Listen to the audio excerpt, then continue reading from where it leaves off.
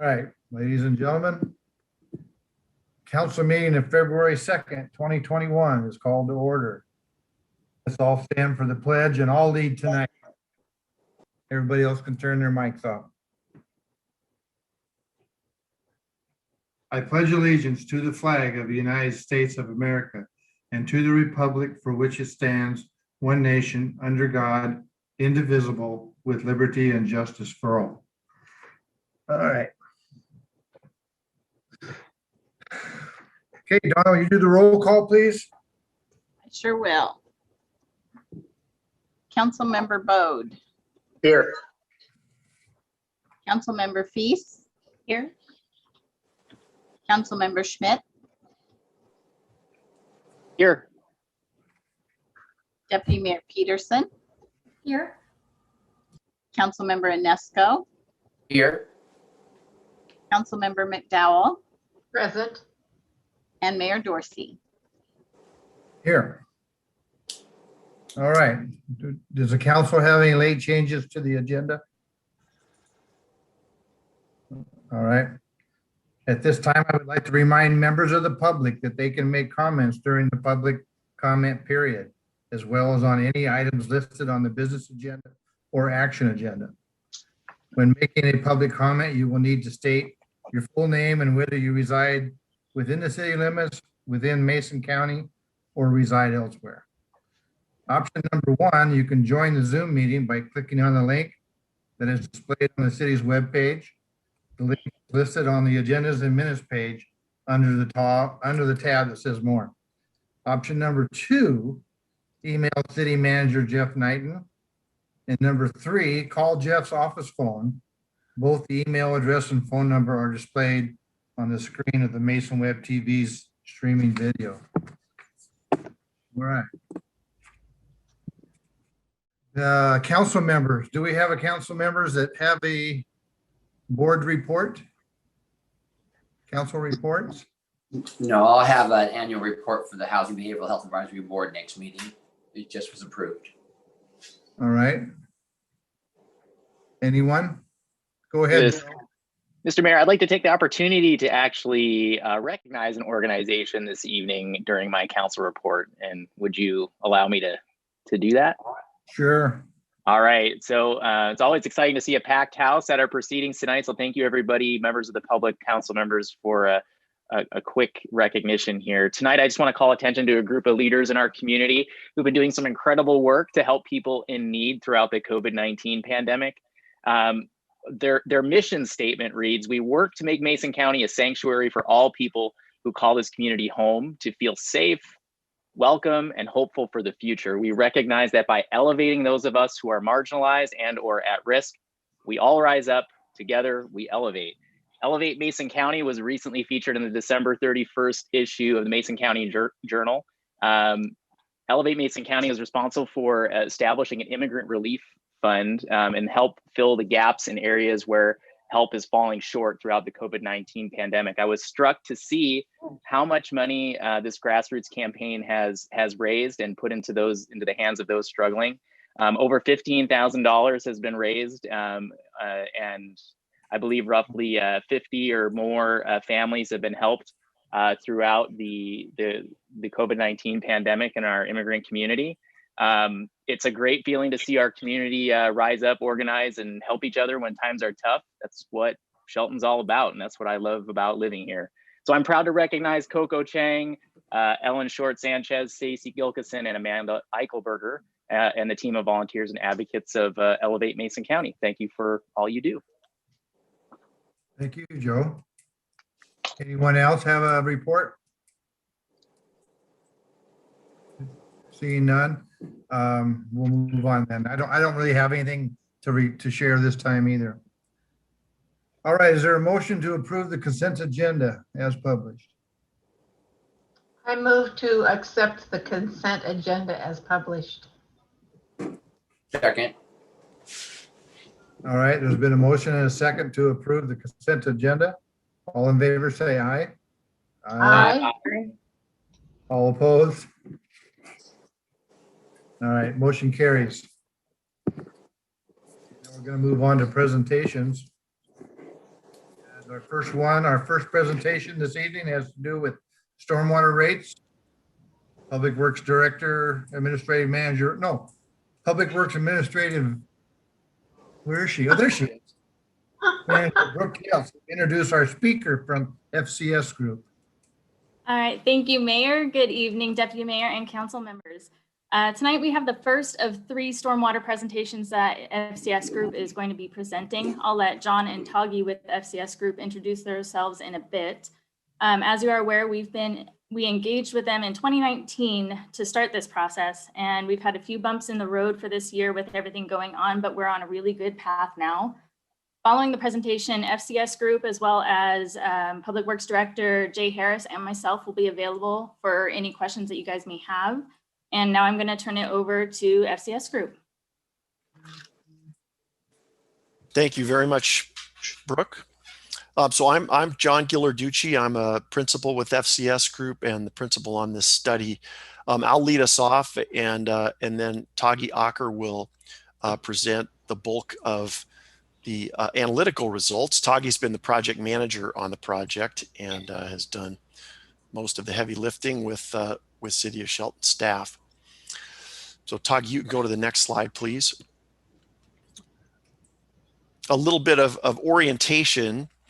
Brooke and Jay were with you in December to talk about stormwater rate structures. Tonight, our topic will be the revenue requirement. The revenue requirement is all about how much money do we need from stormwater rates in order to meet all the financial obligations of the stormwater utility. The city is under a new NPDES, that's National Pollutant Discharge Elimination System permit, and has to design its program to meet those permitting requirements. So that's a big part of this. We're also going to introduce you to a new rate structure, which should help mitigate some of the impact of the rate increases you're going to see a little later. On February 16th, we'll be back to talk about a deeper dive on that proposed new rate structure and an approach to rate credits for those folks who are doing things on site to manage their own impacts. So that rate structure discussion is more about, okay, we know how much money we need. How do we best recover it from our customers? That's the February 16th discussion. And then we'll also be back again in March to talk about general facilities charges. But our focus tonight and on the 16th is on the ongoing stormwater rates. So the way we've laid this out tonight, I'll go through some background on the utility and Shelton's stormwater program. Toggy will walk us through the revenue requirement results and some of the basics of that analysis. Then I'll come back and talk about the proposed rate structure change and then some next steps. So the city has a fairly complex stormwater system. Some of the highlights are shown here. Over 1,700 catch basins and inlets, almost 500 manholes, ditches, culverts, main lines, the diversion pipe. It's a system that requires ongoing maintenance to function well and effectively drain the city in a storm event, and also to manage water quality. So we could show you some examples on the next slides of some of the system highlights. The city protects sensitive water bodies, obviously local streams, and then Puget Sound in the form of Hammersley Inlet and Oakland Bay. And as I mentioned, it needs ongoing repair and maintenance. These are some of the consequences in a storm event which can overwhelm the system. And often that's due to inadequately maintained or deferred maintenance on some of the capital infrastructure, or possibly there's replacement needed or new infrastructure to prevent these types of incidents. We have some more pictures here. Another flooded street, proactive maintenance, keeps that system functioning so that these events don't happen, or when they do, they're not as bad. Sometimes new infrastructure is needed. You'll see capital funding as part of the needs of the program in order to repair, replace, and at times bring in new infrastructure to manage stormwater. So the program is pretty comprehensive. As I mentioned, it manages water quality into the streams and into the sound, the quantity of runoff by detaining it or retaining it and then releasing it over time, so those peak storm events don't overwhelm the system. Public education and outreach is a requirement of the permit, so the city does a lot of educating the population on the stormwater system, what not to do. Repair and maintenance is funded by the stormwater rates and through the program. Capital projects, inspection services, construction, sites have to be inspected, and post-construction, they need to be inspected to make sure that they are complying with regulations. The NPDES program, which is predominantly about water quality, customer billing and administration associated with the rates, and then monitoring to see what the effects of all this work has been on or have been on receiving waters. So this is all funded through rates, through ongoing rates. And so the city's existing rate structure is summarized here. For single family residences and duplexes, it's a flat $12.10 per month. There is a discount available for qualifying low-income seniors. And then for all other developed property in the city, we're labeling that non-SFR, non-single family residential. So that includes commercial, multifamily, like apartments, government facilities, industrial customers. Those folks are subject to the schedule that you see on the bottom in that bottom table. If they have less than 5,000 impervious square feet on the parcel, so that's rooftop, parking lot, a developed surface that prevents water from perking, they are charged at less than 5,000 square feet, $22.70 per month. As the impervious square footage goes up, the charge per parcel goes up. It's effectively capped for very large developed parcels. And one of the things that we noticed is as those ranges go up, the rate does not increase linearly. So it's a little bit of a more gradual escalation in the charges per parcel than the amount of impervious surface area. The city has not raised the rate since 2009. Had increases been in place for inflation over that time, the current rate right now would be over $15. That's just sort of to orient yourself to where the rate is now and how buying power has decreased over that time. Tagi. Thank you, John. The next section will be covering the revenue requirement for the city's stormwater utility. And before we get into the actual results, we did want to provide a little bit of background into utility rate making. Essentially, what we're trying to do here is set utility rates to cover the cost of providing service. Those typically come in two types of costs. You do have operating costs and you do have capital costs. Operating costs tend to be a little bit more regular and predictable. These are your staff salaries and benefits, repair and maintenance, some of that education and outreach that John mentioned earlier, inspections, engineering, and as well as street sweeping. Capital costs really depends on how many projects are in the city's capital plan, and we will get to that in a few slides, but depending on how many projects the city has taken on in any given year, that can be a little bit of an up and down expense from year to year. So for the city's utility, how much revenue is needed to cover the costs? It's really a function of three key items: fiscal policies up there at the top, and then we layer on funding your 2021 operating budget, as well as an additional FTE, which we'll get to what that FTE is for in a couple of slides.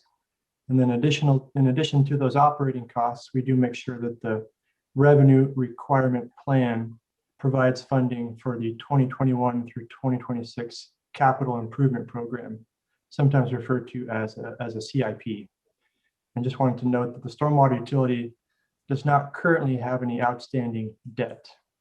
So three items: fiscal policies, funding your operations, and funding the capital program. All three combine to equal your annual revenue needs for the utility.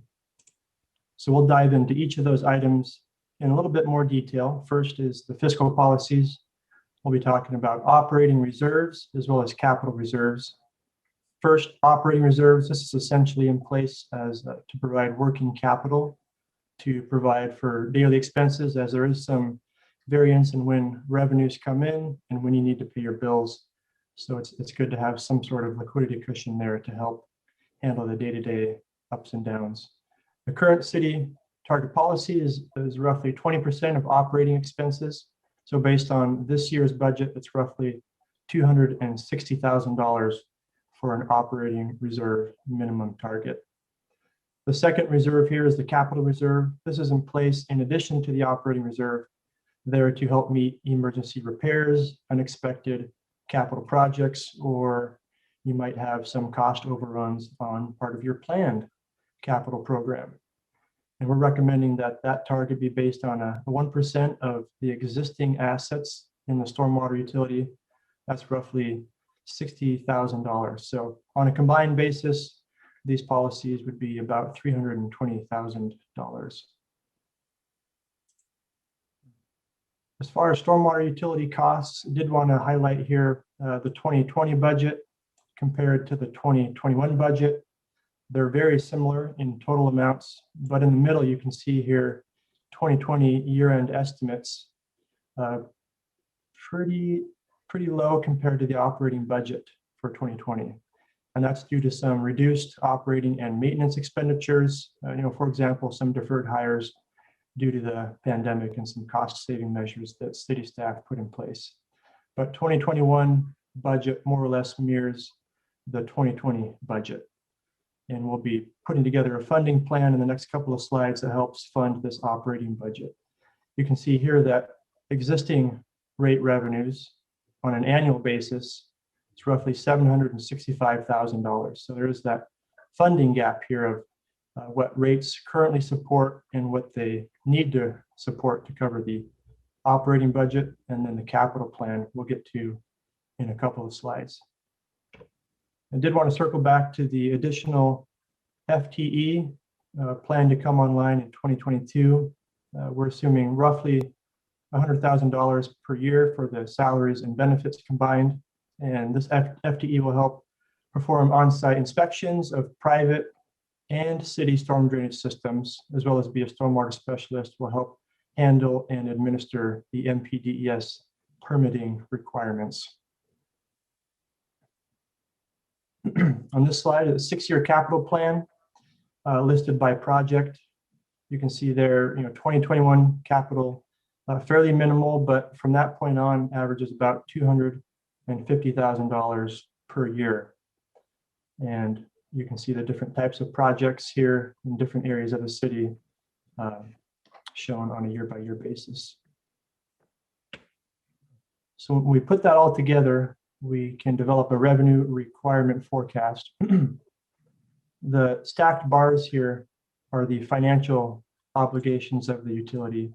The darker bar on the bottom is the annual operating and maintenance expense.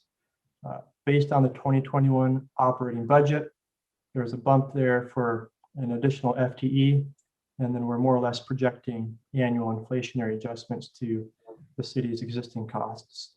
On top of that, in the gold portion of the stacked bars, is a rate that would be dedicated to capital projects in order to fund the 6-year capital program.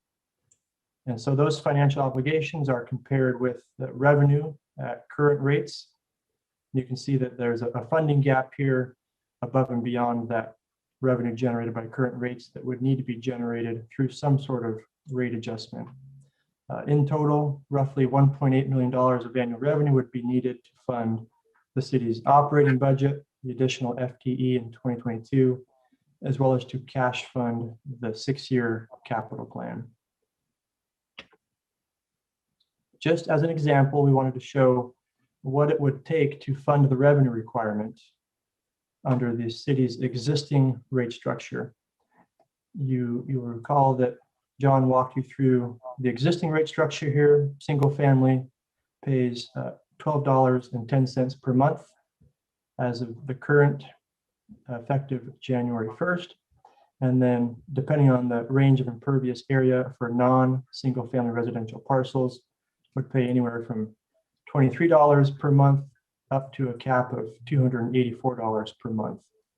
So if you were to fund the revenue requirement on this page, effective July 1st of 2021, the monthly fees per parcel would need to be as shown here in this middle column. So single family residential would pay up to $27.59 per month. And then the range for non-single family residential parcels would range from more or less $50 to $650 per month, depending on the impervious area on a non-single family residential parcel. And as John mentioned at the beginning of the presentation, we are proposing an alternative rate structure that would result in some different rates for single family and these non-single family customers. And he'll talk about that in the next couple of slides here. Thanks, Tagi. So the rate that you saw there for a single family residence of almost $28 a month would be among the highest in the region, as you probably surmised. One of the reasons for that, and we'd like to offer at least a partial solution. When I was describing the city's existing rate structure on previously, I talked about how as the amount of impervious surface area goes up for the non-residential customers, the rate doesn't go up proportionally, and that a highest rate effectively caps charges for the city's largest customers. That has the effect of creating two pies like you see here. The revenue coming from the single family residential customer class makes up about half of the city's revenue from stormwater rates. If you look at the pie on the right, single family residential has only 30% of the impervious surface area in the city. So they are only a fraction of the actual developed area, yet they are generating half of the revenue. So the rate approach that we're going to describe here, we're calling it the ESU structure. And now we've got a graphic on the next page that will help. What we do is charge non-residential developed property for their actual measured impervious surface area at the same rate we charge single family residences. So what I mean by that is we still charge single family uniformly. They would be charged for one ESU or equivalent service unit. And that ESU value is based on the average amount of impervious surface area for single family residences in Shelton. That's about 2,900 square feet of impervious. So single family residences pay a single monthly charge. Duplexes pay 2 times that because they're effectively two dwelling units side by side. For all other developed property, we would charge the measured impervious surface area as a multiple of 2,900 impervious square feet. So if a commercial property is 14,400 square feet of impervious surface area, there are 5 equivalent service units. If they're 29,000, they're 10 equivalent service units, and they would pay the base rate times 10 or times 5 based on their actual measured impervious. So that has the effect of balancing out those pie charts. So now single family residential would only be paying 30% and non-residential would be paying the rest. And the rate, the calculated rate, can come down from that nearly $28. So if you see at the bottom of this chart, first of all, you see the column on the right. Those were the rates applied, the increase, the revenue requirement increase applied to the current rate structure. Down at the bottom of this table is the charge for an equivalent service unit using that ESU approach. So for a single family residence, that monthly rate would be closer to $17 rather than 28 using the ESU structure. There will be some non-residential customers who pay substantially more based on their developed area and their impervious surface area. This is the industry standard approach. So it won't be, it won't be a shock when compared to other cities, other stormwater programs in the region, but it will be a different approach for the city of Shelton.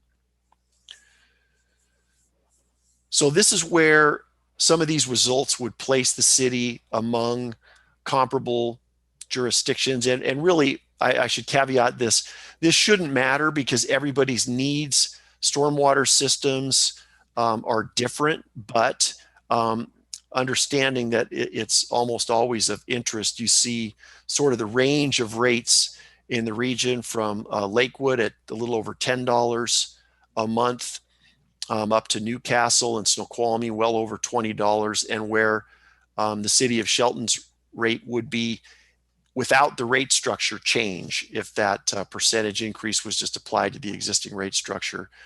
And these rates are a little bit different because they include the utility tax, Shelton's do, than the numbers you saw in previous slides. Under the ESU structure, you see in about the middle of the pack there, Shelton would be at about $17 a month, and then the current rate structure there shown as well at $12.71.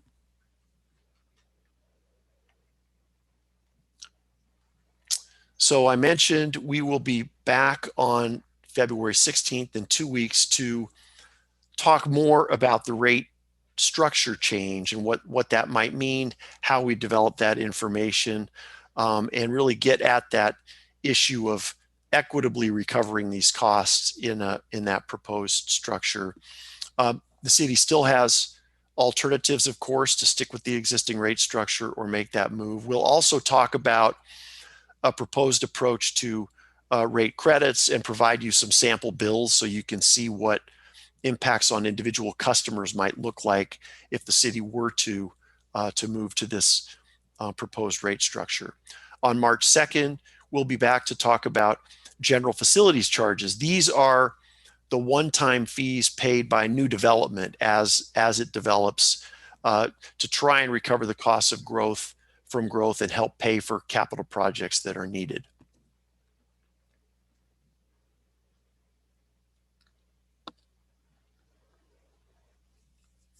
That's all of our prepared material. Thank you, Mayor and Council. Thank you, John. Do we have any questions for John? I have one. Mayor? Yeah, I hear you, Kathy. I just can't see you. Okay. So, having impervious versus pervious, is that adjust the rate any, is that important? So, yeah, yes, it is for a non-residential customer. So if you picture a commercial development, a strip mall, for example, they would be charged based on the measured size of the parking lot and the building footprint. If they had landscaped area or lawn, they would not be charged for that. They would only be charged for the hard surfaces, those measured hard surfaces.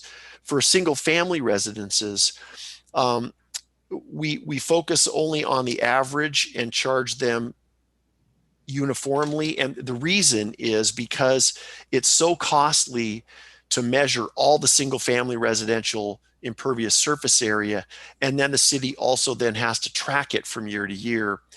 And what other cities have found is it's just not worth that additional effort because the rates don't end up changing that much among single family residences. Where the big differences are among the non-residential customers. So, John, so if we encourage new building, new construction or whatever, and encourage them to do pervious where the water goes down, right? Is that pervious where the water goes down through the pavement? Pervious pavement for, Yes. so that's really a policy choice that the city can make. Many cities will provide some amount, a small rate credit. The problem that we've heard is that unless that pervious pavement is maintained on a regular basis, it ceases to function well. And so that's been one of the issues with pervious pavement. And I'm already out of my depth here as a finance guy, but that's what we hear from other programs. All right. Just speaking of incentives or discounts, was any of our existing incentives or discounts considered when formulating the rate structure that you just presented? Yes. So we had those summarized. If it's okay, we'll come back and talk about that more in depth on the 16th, the city's existing credit programs and how those might be changed or improved. Yeah, no, that'd be great to just to making sure, and I'm sure you guys have thought about that in all of your planning. It just, if we do offer incentives or credits, does that throw that revenue plan off? And if so, how considerably? So, but thanks. I'll look forward to that. Yes, we do take that into account in our calculations. It's a great question.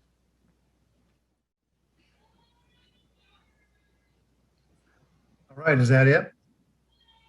Looks like that's it. Okay, for our next presentation, we have Avi from Equity Bluff with information about the workforce housing project.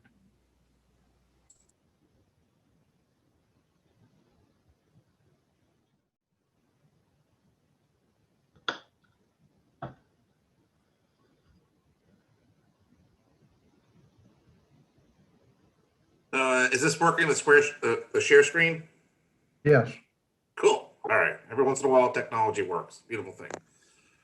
Good evening, everyone. Thank you for inviting us back to talk in some more detail on the proposed workforce housing project and the process and path moving forward. This is meant to build upon our previous presentation and drill down in a little more detail on a couple of elements of the project without trying to be too repetitive from what we talked about last time. So with that, we did just go back and added a little more information on the average salaries of teachers, police officers, firefighters in the area to show that, as you can see here, the incomes needed to afford the homes we will be delivering are exactly within the strike zone of folks that are our intended end user audience. So just to drill down a little more on that. Next slide talks about a development timeline in a lot more detail. We hope, expect, plan, pray to execute our development agreement and purchase and sale agreement with the city in the first quarter of this year. That will kick off our pre-development planning process in earnest. Not to repeat myself too much, but to reiterate, we're at the beginning of the beginning. Signing the the development agreement and the purchase and sale agreement starts the process. It's not even the beginning of the end. So it is the very early stages. We need to do a lot of work with our civil engineers, our architects, our environmental assessment people to really drill down to see what is on the land intended to be developed for this before developing any final site plans or detailed development plans. And we can't do that until we get a handshake with the city that says the city thinks there is a need for this kind of a project targeting these incomes, and that this land is a potential vehicle for addressing that need. So after we sign the purchase and sale agreement and after we sign the development agreement, we will then start the very intensive pre-development planning that will run from now all the way through June, July. And we will get that data in hand, develop a very detailed site plan with input from the city to then start the multiple processes that will bring that site plan with all that data that has been collected back in front of the public for both the environmental review and approval, the SEPA approvals, and traffic impact studies and approvals on the traffic side. So there will be two different public approval processes that will take place after we sign a development agreement and after we sign a purchase and sale agreement, before any development plan receives any final approvals. And when we begin that process, when we come back in front of the public, in front of all of you in this third quarter of this year, we will have had the benefit of our traffic impact analysis. We will have the benefit of our environmental impact analysis so that we can give you much more informed and much more better data to analyze the impact of this project. We don't have that now, but we can't get it without knowing there's at least potentially a deal to be had. If that all goes according to plan, we would anticipate actually breaking ground on the project in March or April of next year, with homes then being delivered over a 2-year process and building out the full community by late summer, early fall of 2024. So just not to repeat myself, but this is the beginning of the beginning. We got a long road ahead of us, assuming this continues to move forward. And there'll be multiple opportunities. We'll be back in front of you, getting public input and making sure that we meet the need that is identified by the city.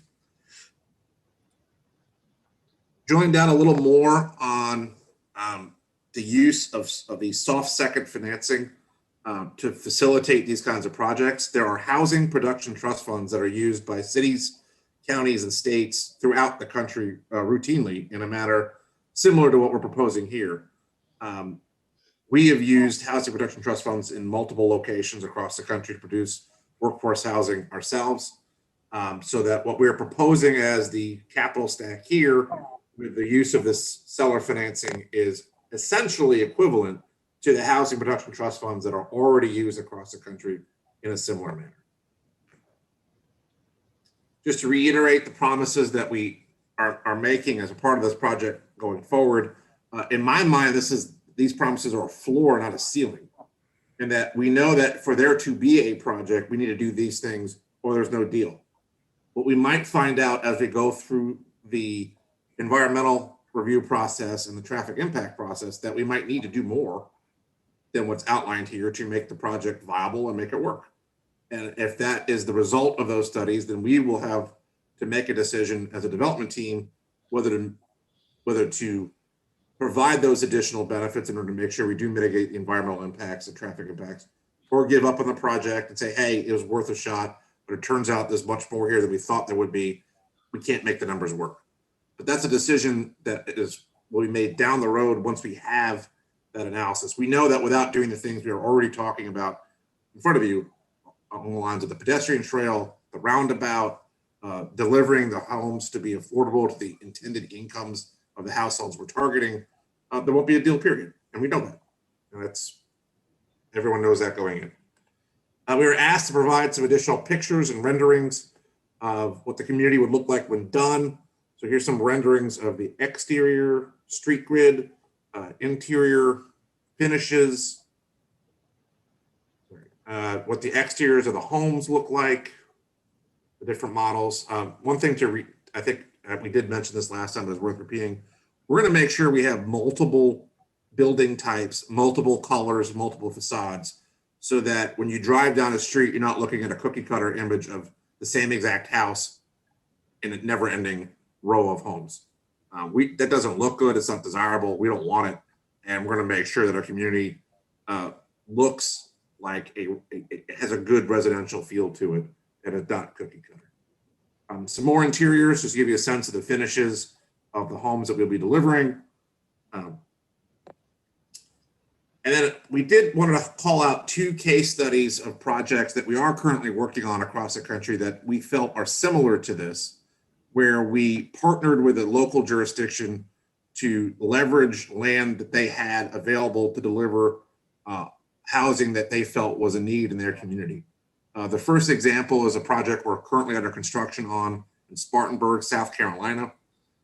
There we're utilizing 18 acres donated by the city of Spartanburg, along with $1.5 million trust fund loan from the city to deliver what will be 360 homes. It'll be a mix of townhouses and apartments. A key difference between that project and this one is they donated the land without any kind of seller financing. Here, we're not asking for a donation. We don't expect a donation. The city is going to sell us, under the proposed development agreement, the land at its appraised value. It'll just then provide a seller loan so that we can make the numbers work, but you'll earn an interest rate on that loan and it will be repaid over time out of cash flow in a similar manner as other affordable housing trust funds are used throughout the country. Second example of a similar project we're working with another jurisdiction right now is in Petersburg, Virginia. There we are redeveloping an abandoned historic elementary school and a number of vacant lots around that school to deliver a mix of senior apartments and workforce housing, single family detached homes. Once again, in that case, the city is donating both the school and the land into the deal to help make the numbers work and make the project feasible. Unlike in this case where you're not donating the land, you are selling it at its appraised value. But so there's 2 examples right here where we spent similar to what's happening here in Shelton. We spent a year working with both Spartanburg and Petersburg on studying the feasibility of even attempting a project like this before we ever started going down the path of a purchase and sale agreement, a development agreement, and all those things. In both those cases, we have had multiple public hearings since the projects were first unveiled. We've had multiple votes on zoning and purchase and sale agreements. These 2 meetings we've had with you over the last 4 weeks is the very beginning of the process, just like we had with them. But there was a year-long path beyond that before we actually, in one case, broke ground. In the other case, we're on the verge of doing that in the next few months. We also wanted to include some pictures of finished projects that have been delivered that are workforce housing, targeting the types of households that this project will target. These are all many years old now. They look just as good now as they did when we first delivered them. The one in the middle is the one I like talking about the most. It's the historic Whitelaw Apartments in Washington, D.C. When it was first built, it was the first hotel in D.C. that would accept African-American customers. So every single major African-American musician, politician from the 1920s all the way through the 1950s, if they came through DC, they stayed in the Whitelaw Hotel. Over time, it became run down and became a flop house, and then was abandoned. There was a fire that decimated it. A nonprofit that we do a lot of work with and partner with on many deals did eventually take it over, and using the same types of tax credit programs we're using here, brought it back to its former glory and restored. The thing I love the most about this project is they restored the 1920s ballroom. So now you can go in that apartment today and see the historic ballroom as it once looked to Duke Ellington. And they put an exhibit in there that anyone can walk through talking about the history of the hotel itself. The hotel was only even created because 2,000 families around the neighborhood bought individual shares in the hotel to get it built in the first place because they had nowhere for their friends or family to stay when they would come to visit. And you see this picture as you drive by today, it's in an area of the city that's gentrified enormously over the last 15 years. Our workforce housing apartments rent for about $900 a month. And literally across the street in a building that looks no different than ours, the same apartment rents for $1,800 a month. That's the kind of quality that we deliver in these workforce housing projects. Just to reiterate that, if you reduce a household's housing costs, they have more disposable income to spend in their wider community, in their shops, in the restaurants when they do reopen, when COVID is over, God willing, joining the local YMCA and all the other things that are the lifeblood of a community.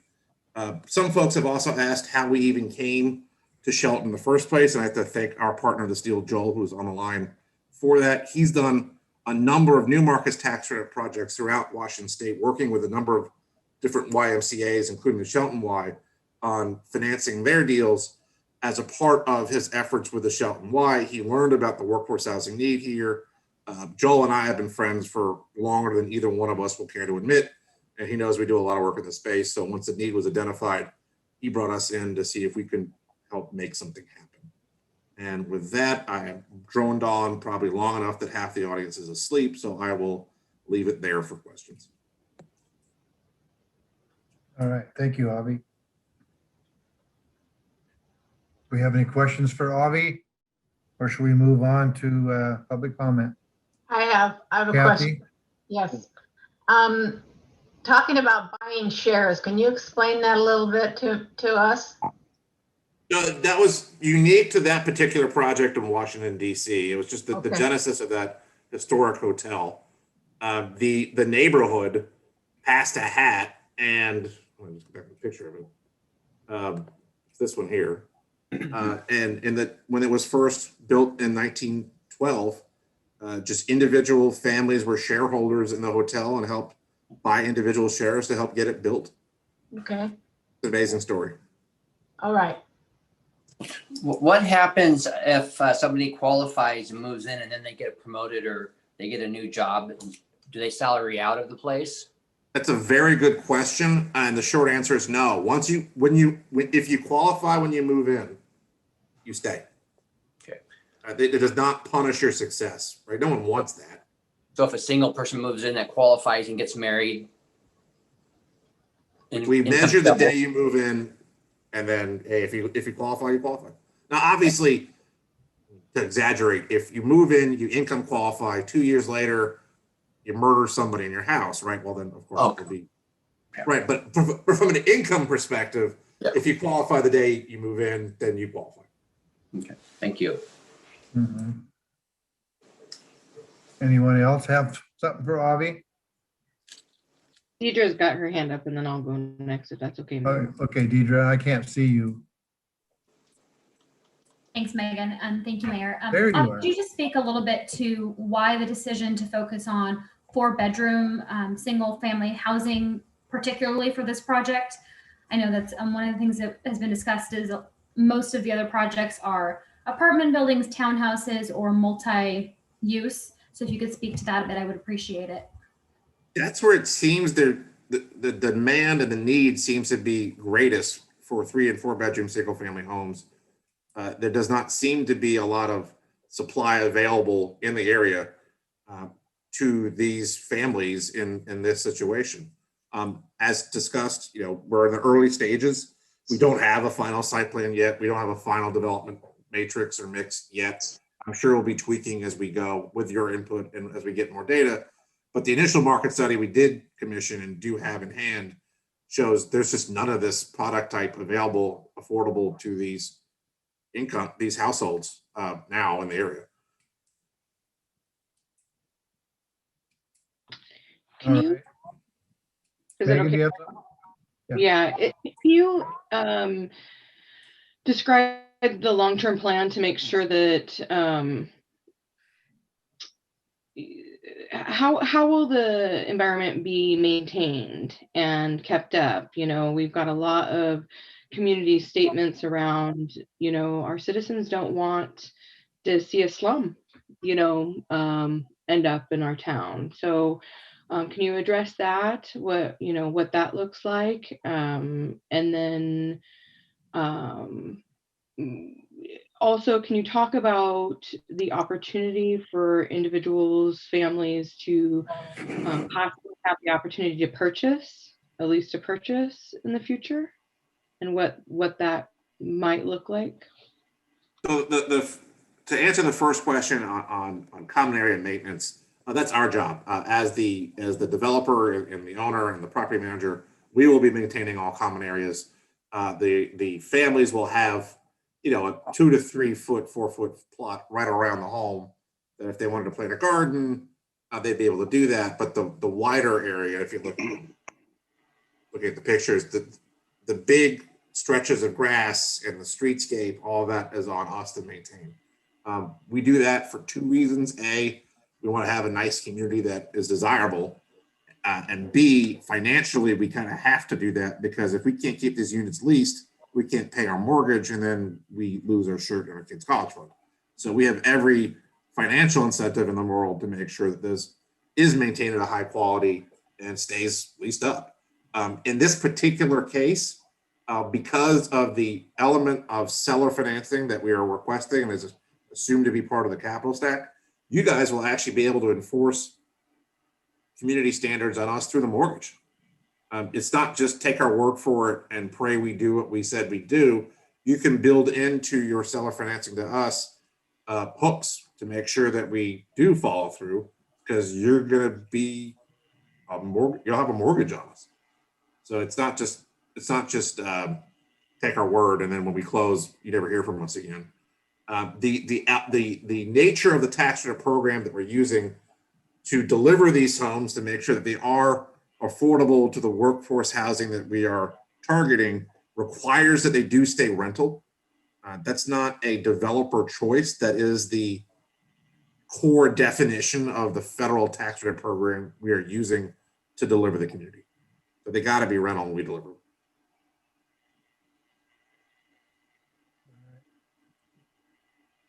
All right, Avi, I had a, Wait, Eric, you're on mute. Were you trying to say something? I'm on mute. Oh, I'm sorry. No. I just said, would you have a local office here in town when after they're built? Definitely. We do on-site management. And we are planning a clubhouse type leasing office within the community itself. So there will be a leasing office on site that will have our on-site property management. No, there is no other way to do this right other than that. So yes, we will have an office right in the community. Thank you. And once again, and I do apologize. Normally, this kind of a project, we know is big and consequential. And normally, you would have met me in person a bunch of times already as we're proposing this.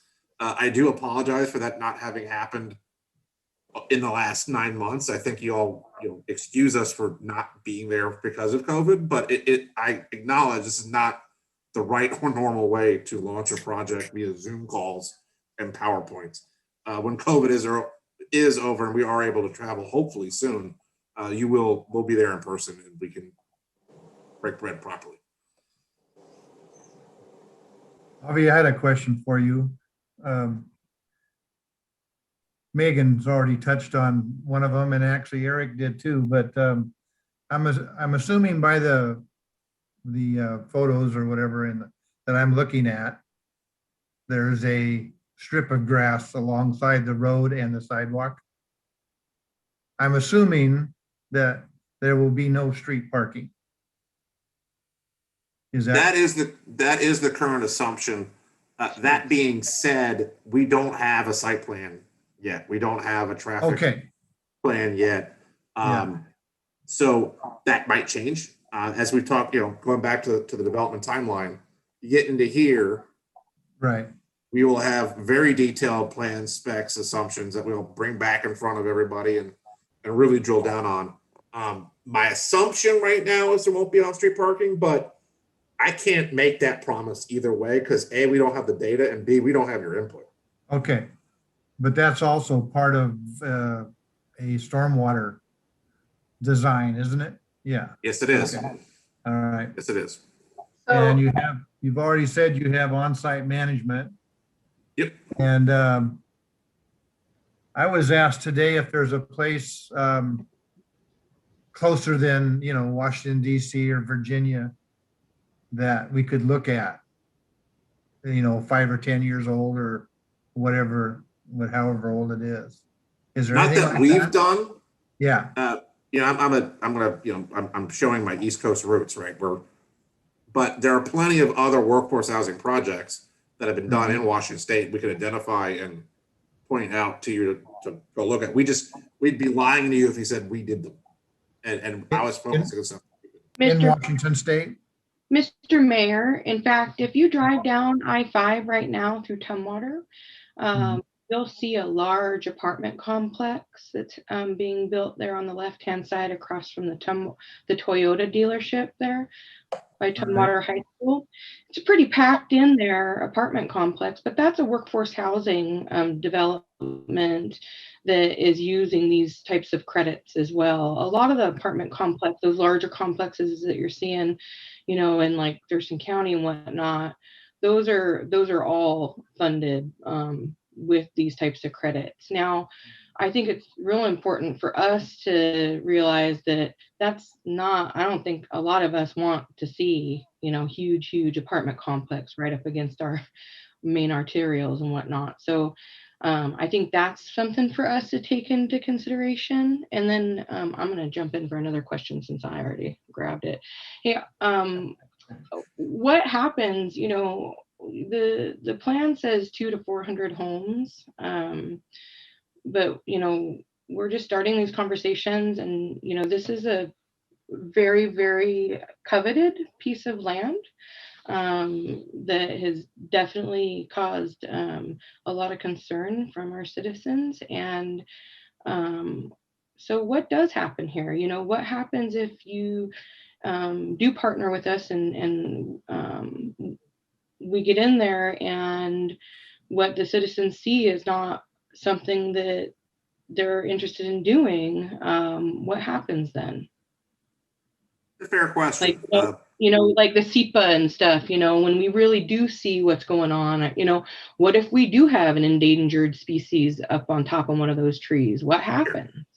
Sure, and that's, I agree. That's one of the reasons why I keep saying don't get fixated on the sample site plan we've shown, because we have not done the environmental impact statement. We don't know if there is a bald eagle reserve in the middle of the land. I'm viewing this first step of us hopefully getting to a development agreement and purchase and sale agreement as it's a handshake.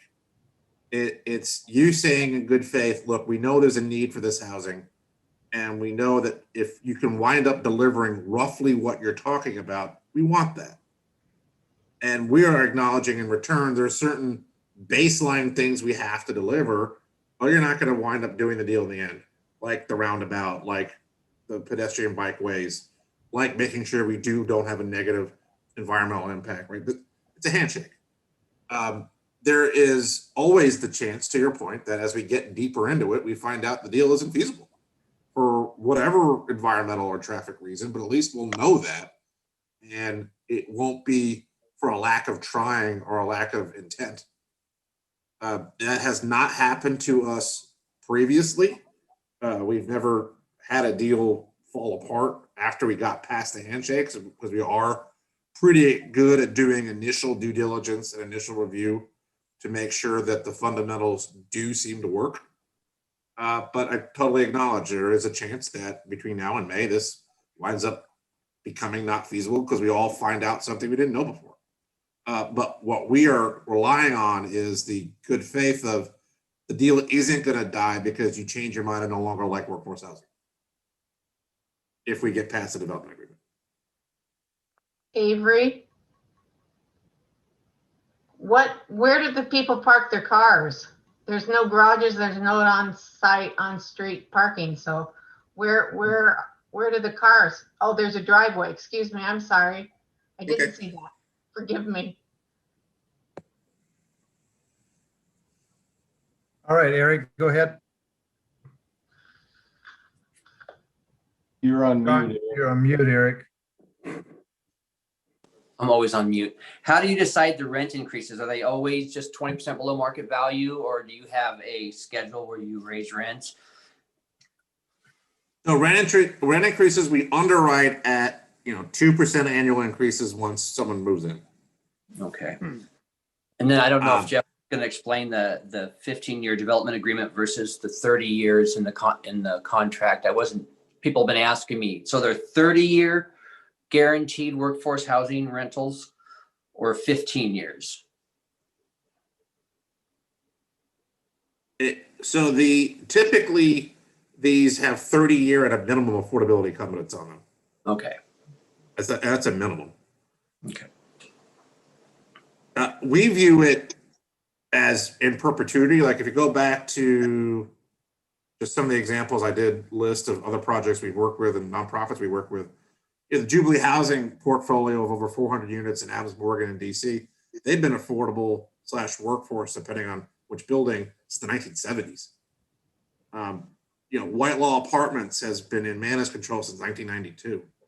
I mean, this is not, in our mind, they will stay affordable to the workforce that they are intended to serve in perpetuity. That's the goal. Because it is so hard to create this type of housing that is affordable to the workforce that you're targeting. It takes so much effort and it's so hard to get it done the first time. It seems a waste to then let it go. Thank you. All right. Mr. Mayor, just, Deidre has her hand up. yeah, just a point of clarification. So I'll be on the second slide, that actually states that the homes remain affordable to households for at least 40 years. Is that just a typo that it should be 30 as in remaining paperwork? No, in many jurisdictions we work in, it's 40 or 50 or 60 years. There are some jurisdictions that even put you can't do in perpetuity from a legal perspective. So they put in, 70 years. We're going to live with whatever time period you want, because we're viewing that as once again, the floor, not the ceiling. The reality is the way this program works, because the initial compliance period for the tax credits is 15 years. And what you typically wind up doing is you reissue the tax credits at year 15, because after 15 years, the project needs some work. Any project after 15 years needs some work. So you wind up reselling the credits at year 15 to pay for the renovations that are needed. Well, when you do that, you reset the clock. So if you had set a 40-year clock up front, you run for 15 years, now you have 25 years left. But when you resyndicate the credits, you've reset the 40-year clock on it again. So if you always keep issuing the credits on it, you always keep resetting the 40 years, they're never going to be lost to a full-blown market project. And no one wants that. I don't want that. I don't think you guys want that. So we'll paper it as 30, 40, 50 years, however you want to. The reality is, just going back to the projects that have been around a long time, we're associated with projects that have been workforce housing in the most gentrified areas of DC since the 1970s. So, Right. Anyone else from the council? If not, we'll move on to, hold on, Mr. McCoy, we're getting to you. All right.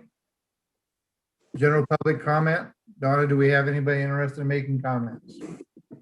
Yes, Mr. Mayor, I have several people on a list already, so I'm going to add Dean McCoy to my list, and then we'll go from there. So the first person that I have is Steve Whitehouse.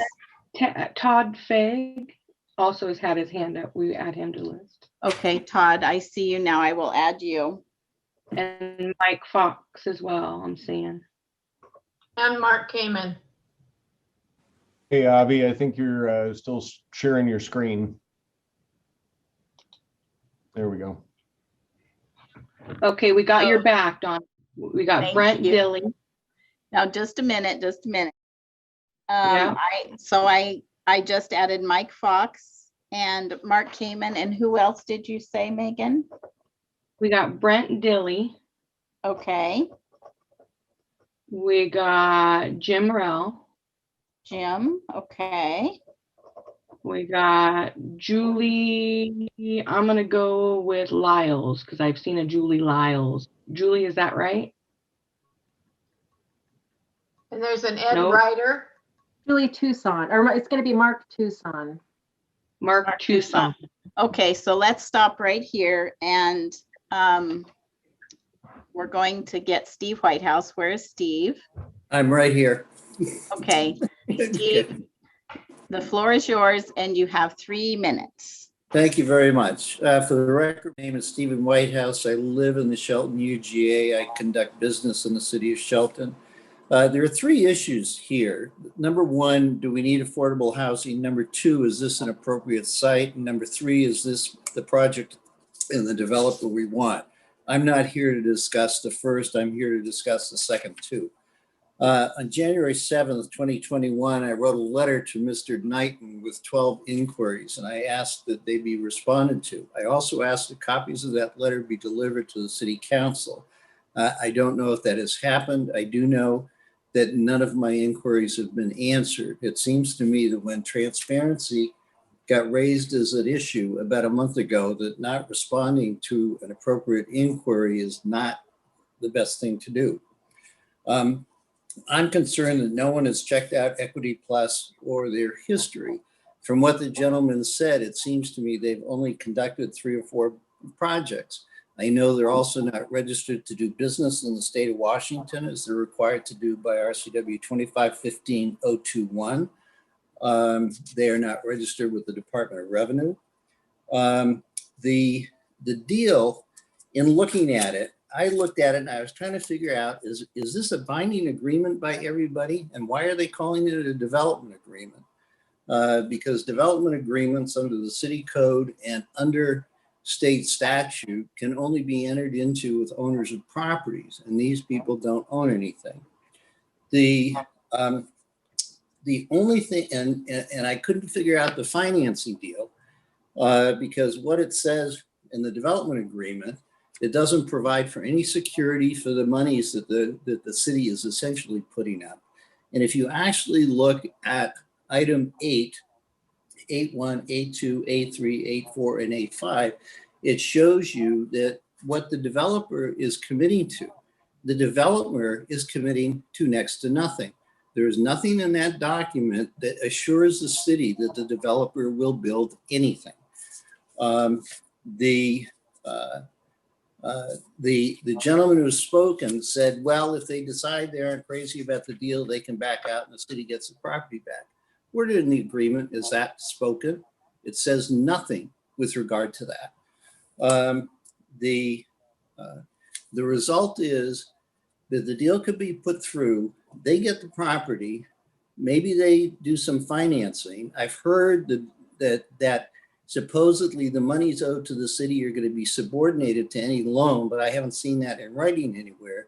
But if that's the case, what happens is that if the developer who is, and you know, there's a new entity that got formed a month ago with the Secretary of State's office to put this property into, they have no assets, and they could just decide to walk away. I'm also Excuse me, concerned. Stephen. Yeah. That is your time. 3 minutes is up, sir. Thank you. You're welcome. Next on the list is Jenny Brush. And Jenny, you also have 3 minutes and you'll need to unmute yourself. There you go. Okay, your 3 minutes begins, Jenny. Number one, I'm disappointed that this project isn't an in-community project, but instead of selling this gentleman or them the land, why don't we lease them the land? And then we also, in addition to property taxes, we would charge them maintenance fees and leasehold fees. So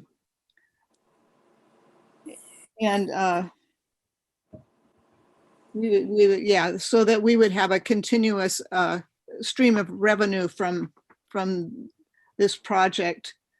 I don't understand. It sounds like the city's going to be putting money out for this project, and it's not, and the developer's not going to be putting money out. So I kind of don't understand the financing of this.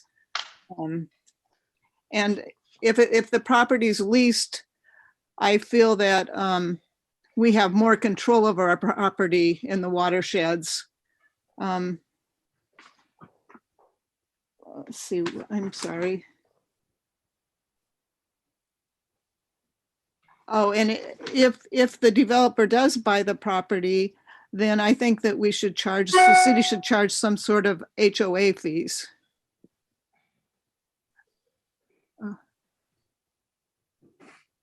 Okay, thank you, Jenny.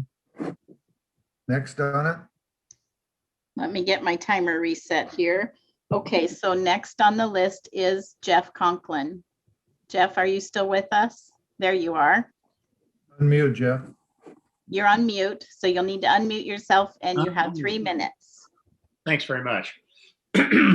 My name is Jeff Conklin, and I live at Island Lake. And there's been a lot said about the people of Island Lake being against this project, and that we shouldn't have anything to say about it because we're not city residents. But I will tell you that we are residents within the urban growth boundary, and we're affected by everything that the city does in terms of planning. Decisions made on the city level affect everybody that's within the urban growth boundary. And we should have some say about it because ultimately it affects all of us within that UGA boundary. So I don't know whether this is a really good idea or not because I haven't had time to look at all of the grimy details. But here's what I do think. What I do think is I don't think that we've taken the time to really analyze what's best for the city.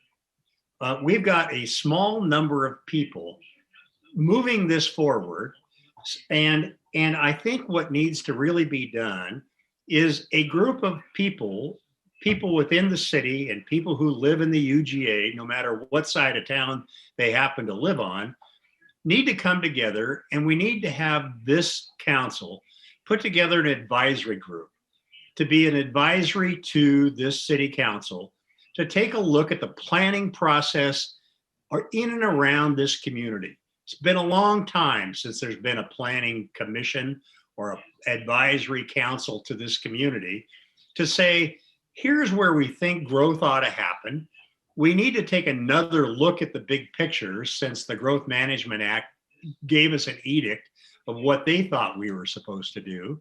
I sat on the City Planning Commission years ago, and I wasn't exactly a friend of the developers, even though I'm a real estate broker. I threw some wrenches in some developments in this community, and Meridian Park's a fine example. There's sidewalks in Meridian Park because I held out and I created some enemies in that process. But Meridian Park's a better neighborhood because of it. But I think we need to spend some time, not hurry up. I mean, 9 months ago, there was some discussion going on, but we as a community didn't find out about this until less than 60 days ago. And that's not time to do an adequate job of planning this process.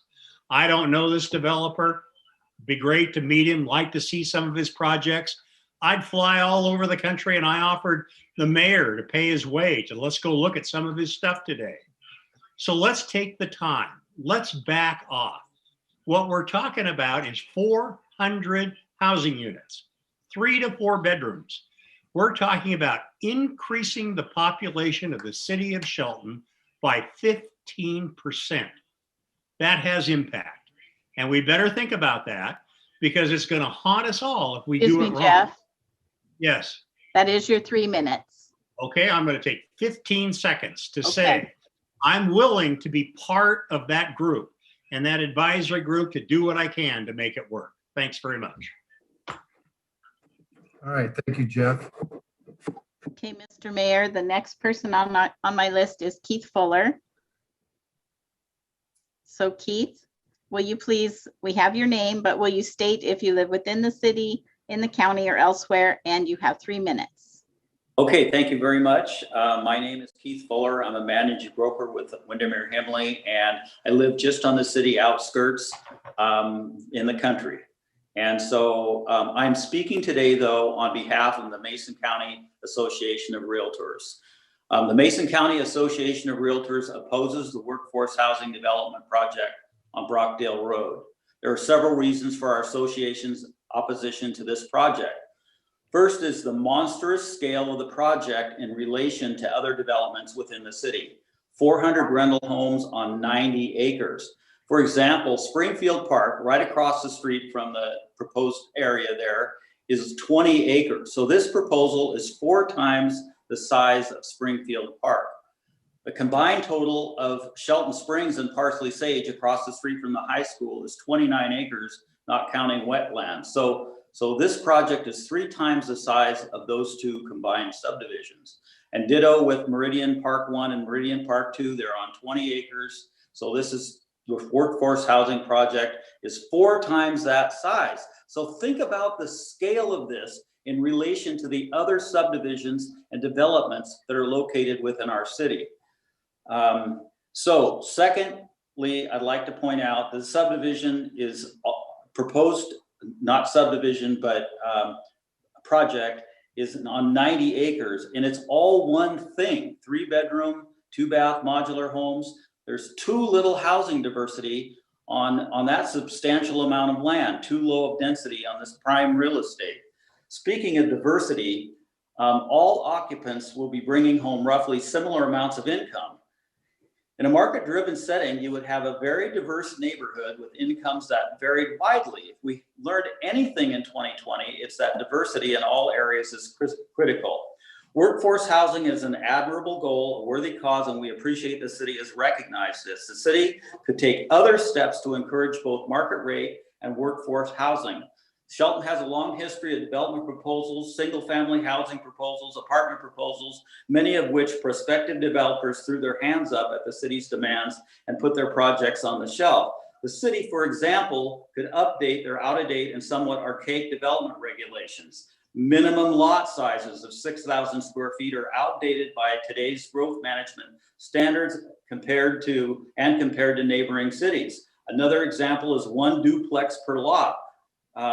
It's an outdated policy. Parking codes as they relate to multifamily housing are another area that need change and improvement. Regarding zoning, neighborhood residential zoning is everywhere in our city. In 2009, the urban growth area zoning was made to mirror Shelton zoning code. Hundreds of additional acres, NR zoned acres, were added. Why not allow higher densities closer to transportation corridors where people can walk and not drive? There are many. Excuse me, Keith. That is 3 minutes, sir. 3 minutes? 3 minutes. All right. Thank you very much. Thank you, Keith. Let's move on. Donna? Okay, Mr. Mayor, next we have Melanie Bacala. And Melanie, we have your name, state whether you live in the city, the county, or elsewhere, and you have 3 minutes, ma'am. Donna, Melanie's phone dropped off. She let me know, and she will attend a future meeting. Okay, so I will cross her off of my list. And now we have Dean McCoy. So Dean, you need to unmute yourself, and I'll lower your hand and state if you live in the city, the county, or elsewhere, and you have 3 minutes. Thank you. I live in the Shelton. My name is Dean McCoy, and I live in the Shelton UGA. And a couple of things I want to hit real quick is, number one, I do agree, right idea, probably the wrong piece of land for a variety of reasons. And I also want to point out, we just heard the brochure version of what we're going to get. And I remind you, it's a brochure, like when you're shopping for a car, they show you all the bells and whistles, but reality check comes in later. So think of that when you look at the brochure. A couple of things I'm worried about is no site plan. Like, this is premature signing this agreement, as pointed out earlier. A lot of risk for our community with no risk to an LLC as they get to walk away without having assets. I just want to say I strongly object to the proposed Shelton Creek watershed project located along Brockdale Road and Island Lake Drive. I'm writing to encourage the city of Shelton to reevaluate its proposed usage of the Shelton Creek watershed property by the out-of-state corporation. If this project is approved, the city of Shelton will be giving away, obviously, a cherished public resource to a private company with minimal transparency at best. The watershed is the only remaining large open space within the city limits of Shelton. As mentioned in previous meeting, this is the crown jewel of the city's outdoor recreation space. If you currently do not consider this property a gem, it will be in a few short years. As an example, look at the cities of Boston with the Boston Common, New York's Central Park, San Francisco's Golden Gate Park, and Washington, D.C.'s National Mall to see the importance of preserving open spaces. One only needs to notice how many people use the disc golf and the Huff and Puff daily to understand the need for more outdoor recreation space within the city limits. It offers uncontaminated wilderness right in citizens' backyard. Mature trees, lack of pavement, natural walking paths in an environment that needs no artificial enhancement to make it better. There is no replacement. Once removed from the public's use, the city can never replace it, nor will it have the funding to do it. Why would we replace something that we already own? This property is not underutilized in any way, shape, or form. In fact, governments at every level are recognizing the importance of keeping green belts, parks, open spaces, wildlife corridors, and groundwater replenishing areas. Let's be ahead of the curve of most cities by preserving the cherished open space. And most importantly here, there is no cost to the city for leaving the property as a recreation area. In fact, the city's own signs posted around the watershed reads, I quote, "Protect your recreation area, report violators," unquote. Who would have imagined the citizens would have to protect this recreation area from the very government that posted the signs? This rushed approval stinks for lack of transparency and the rushness that is put forth in front of us. We may meet the letter of the law as far as open meetings and publishing it in the newspaper, but the intent appears to be that we want it quickly passed. And that's already been mentioned a little here. The character of Shelton is Excuse me, Dean. here. Yep. That's 3 minutes, sir. All right, thank you. So let's not rush this through. Okay. Thank you, Dean. Mr. Mayor, are you ready for our next one? We are ready. Next on the list is Todd Fagg. So Todd, if you will unmute yourself and tell us where you live, and you may begin with 3 minutes, sir. Hi, my name is Todd Fagg. I live in the Shelton UGA, and I'm from the East Coast. And Mr. Fetcher speaks a lot of developments on the East Coast. East Coast living and West Coast living are completely different. He does not know this area, and that's evident by one of the slides where they show firefighters slash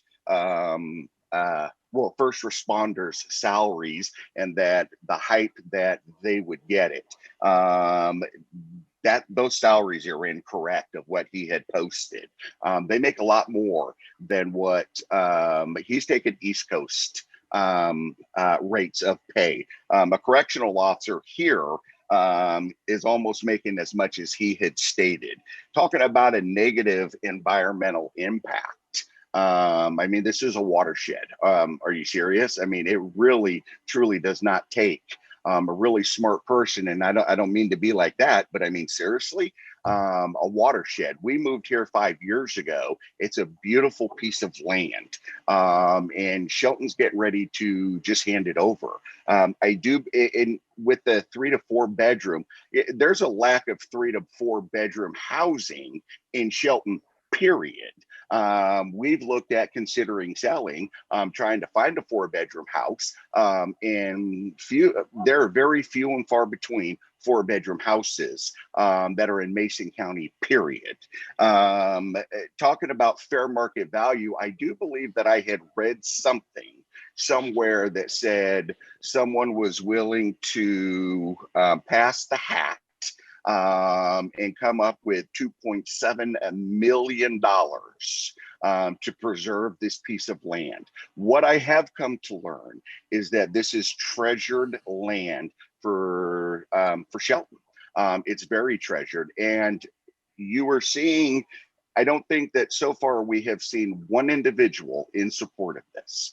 I would caution the council members on their vote on this that you represent the people. And when the people say this is not a good idea, and you become ever so knowledgeable and say, but we know better than you, that is going to be your downfall. That is not good. No, you don't know what is necessarily better for the community. The community has spoken and said this is not a good idea. There is a lot more land in this area that something like this could be done on. That prime piece of property, absolutely not. It's too precious. It's as everybody has already said, it's a gem. It's a beautiful piece of land. It's heavily used by walkers, disc golf, and Mr. Fetcher. Excuse me, Todd. Mm-hmm. That is 3 minutes, sir. Seriously? Seriously. Wow. Okay. Well, okay. Thank you very much. Thank you. Trish, I can see that your hand is raised, and I've added you to my list. So I'm going to lower your hand. And Mr. Mayor, are you ready for the next person? Yes, please. Next on my list is Mike Fox. So Mike, if you will, please state your name and where you live, and you may begin. You have 3 minutes. Mike Fox, I live in the UGA on Island Lake. I was born on Island Lake. I've lived in Shelton most of my life next to the watershed. First of all, I want to clarify a statement that I made at the last council meeting that was related to a conversation I had with Dr. Apostle related to the housing project that's proposed for the city watershed. Dr. Apostle and my conversation was related to the transparency and the lack of notice of the related project, including to the school district. And if the school district had been notified or asked for any input related to the housing project. His comment to me related strictly to that transparency and the lack of any notice to the school district, and was not any either for or against by Dr. Apostle for this housing project. That's something that is up to the school board and not Dr. Apostle. I've been asked a few times if Dr. Apostle is actually against the project. And again, I want to make clear that Dr. Apostle did not state whether he was for or against the project. He made clear the city, the school district relies upon state dollars based upon student count. And the more students they have, obviously, the more money they get and the more educational programs and things that they can do within the school. So I just want to make that clear. The gentleman refers to a handshake agreement, and there is so much to discuss about this agreement that was done with no transparency, no input by any Shelton or community members, and is being driven by unelected city staff and a few members who do not even live within Shelton or the UGA or Mason County. I still go back to the transparency of this project, how it has came about, the agreement, which I think Steve Whitehouse, clearly made clear that is lacking a whole lot of details. I just, again, encourage the city council to step back. A 3-minute dissertation on a Zoom meeting, along with only being able to put in a memo how you feel about it on a city website, is not transparency. It's not listening to what the citizens have to say.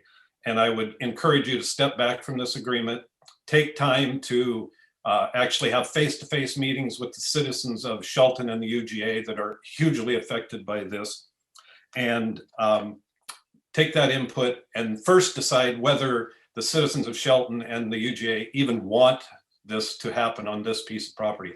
There's numerous other properties within Shelton that could have it without the impact that 400 houses within this 90-acre piece of property that can never be replaced.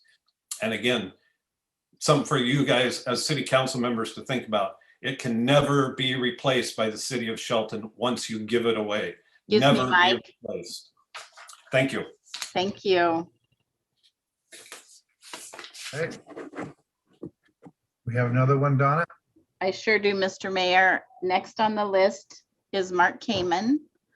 I see you, Mark. So if you will state your name and where you live, and you, sir, have 3 minutes.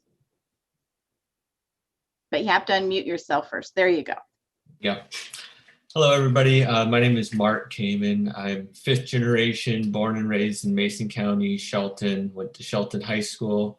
Currently living outside of the area, but own property still within the UGA and in the city limits, and as our family does. I would like to first, most of my questions are regarding Equity Plus and Mr. Fletcher and their experience and their role in the project. After doing some research on their entity and past and present projects, I'd like them to clarify how they consider, talking to myself about we own it, we manage it, we are doing the development work, we're doing the construction work. In appearance, their firm mainly does the financial paperwork and securing low-income tax credits from different agencies to help offset the cost of projects.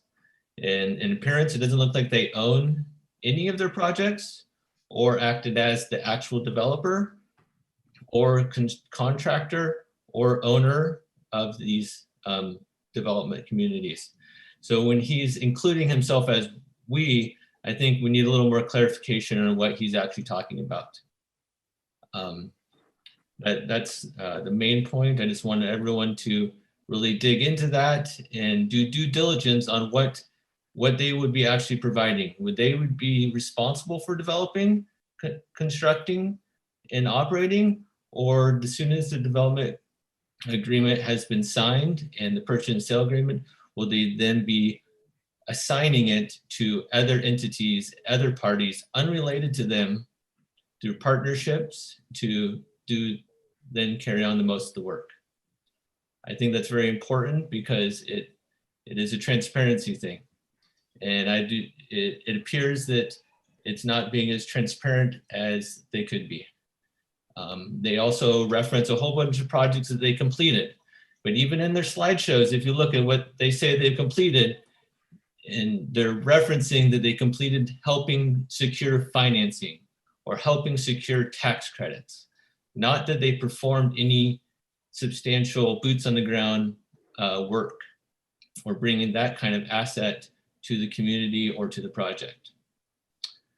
The second point I wanted to talk about was mainly the need for the housing. I was on Habitat Humanity board for a while in Shelton, as well as being a part of a different city task force back in the early 2000s about this need and other utility needs and infrastructure needs of the city.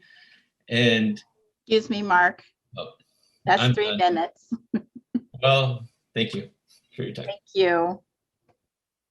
Thank you, Mark. Okay, Mr. Mayor, our next speaker is Brent Dilly, and I don't know if he's still with us or not. Brent, are you Yeah, still you should here? see You should see me. See me? I see Yeah, we you. see you. There you are. There we go. Brent, if you will state your name and if you live in the city or the county or elsewhere, and you, sir, have 3 minutes. Thank you. Good evening, Mayor, Council. My name is Brent Dilly. I'm an attorney in Olympia and been retained by a number of your citizens to speak on their behalf tonight about the proposal before you in the developer agreement. I think Mr. Whitehouse, who spoke first, eloquently pointed out a lot of the issues that my clients have with the developer agreement. And what I would simply add to that, and my clients would like to point out, is that once this developer agreement is entered into, it's according to the terms that they are now vested in the development rights. There's no time frame in which they start developing. I understand it could potentially be a phased project, but you heard tonight about your stormwater.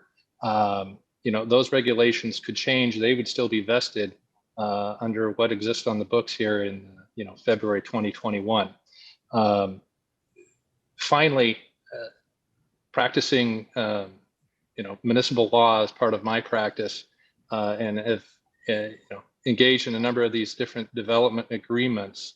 Typically, perhaps one way to look at it is, if the city wants to move forward, enter into a purchase and sales agreement, and all these other requirements or contingencies can be added to the purchase and sales agreement.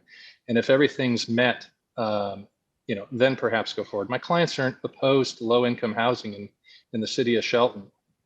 It's just perhaps that this project is not the right one for this particular purpose. Thank you so much. Thank you, Brent. Okay, Mr. Mayor, next on our list is Jim Morrell, and you've heard me say it enough. You probably know exactly what you need to do, and your 3 minutes begin now, sir.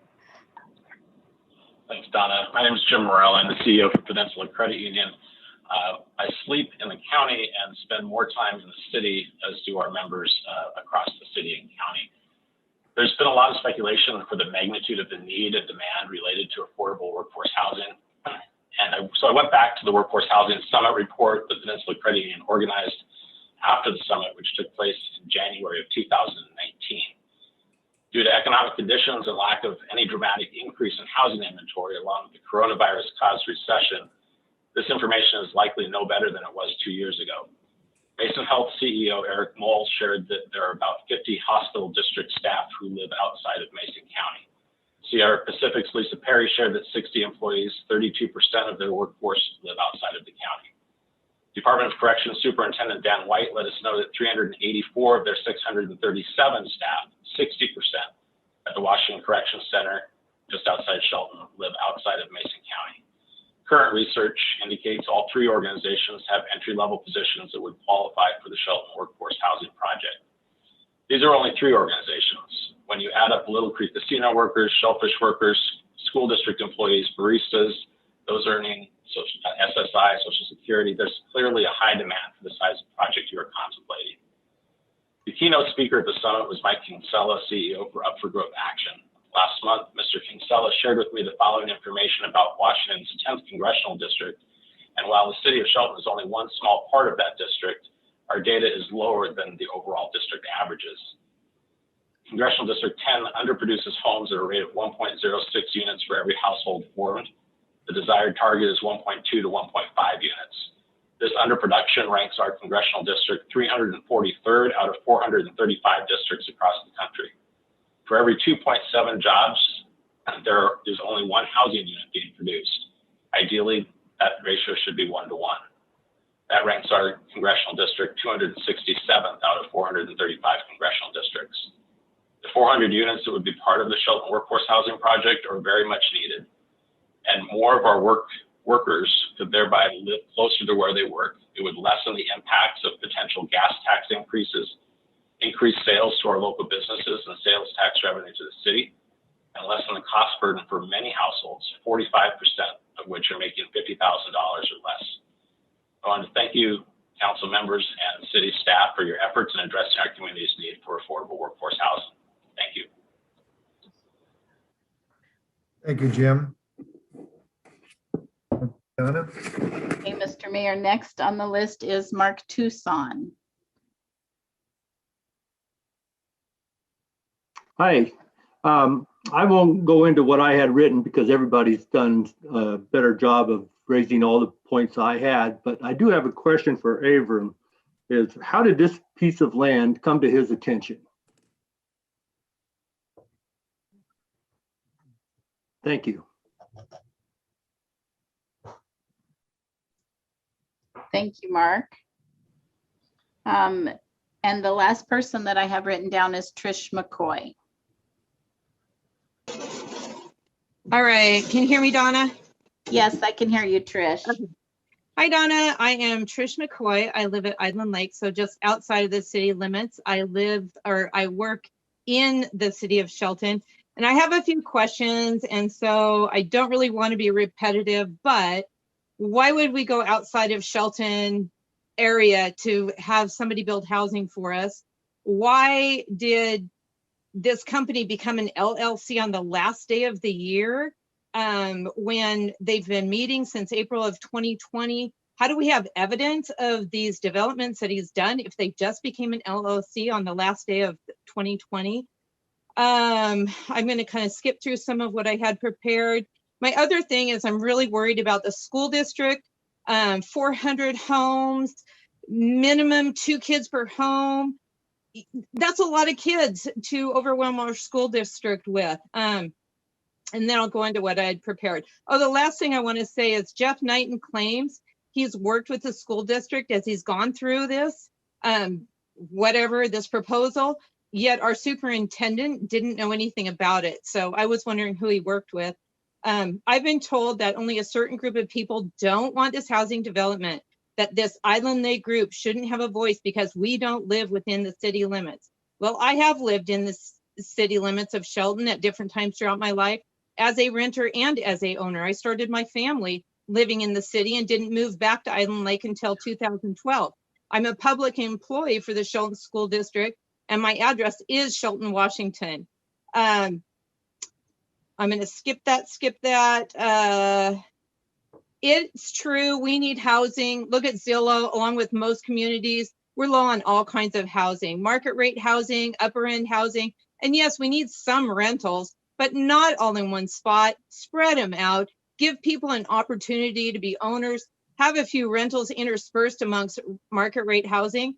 As a teacher, when we divide kids up for next year's group, we balance the kids through academic ability, behavior, boy, girl, several other factors that go into the equation. There's a reason. If we put all of one ability together, they naturally learn from each other and perform to those abilities. So if you put high kids together, inevitably, they're going to perform high. If you put low kids together, inevitably, they're going to perform low.